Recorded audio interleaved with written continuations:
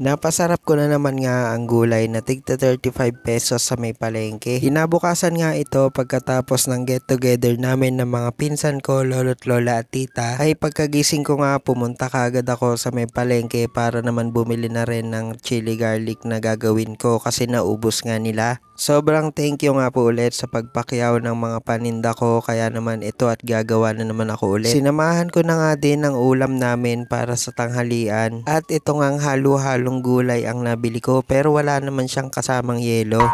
Pagka uwi ko nga sa bahay ay sinimulan ko ng i-grind yung mga bawang at sili, kaya naman ito't sinalang ko na sa mantika na may kawali.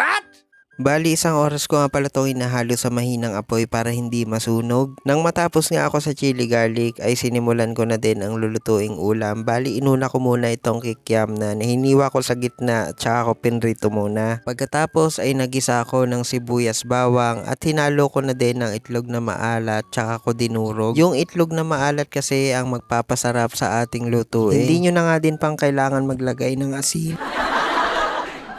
Ringat na pipiyok-piyok pa. Bali yung itlog na maalat kasi ay malasa na siya sa gulay natin. Kaya naman hindi na natin kailangan maglagay pa ng pampaalat. Pero naglagay din ako dito ng chicken cube para kahit wala tayong sangkap na karne ay malasa pa rin talaga. Naglagay din ako ng oyster sauce at saka ng paminta. Ang oyster sauce naman kasi ang magpapabalanse ng alat sa itlog. At nang makumpleto na nga lahat ng sahog dito sa ating kawali ay hinalo ko na ng mabuti. Bali nasa sa inyo nga pala kung gaano karaming sabaw ang ilalagay ninyo, pero sa akin ay konti lang para lang lumambot talaga lahat ng gulay. Pagkalipas nga ng ilang minuto na paghahalo ay inilagay ko na nga ang una nating prinito na kikiam. Pero kalahati lang ang inilagay ko kasi baka mag-overpower yung lasa ng kikiam sa ating gulay. Kaya naman kung hindi kayo naniniwala na masarap, subukan nyo na. Yun lang, thank you for watching.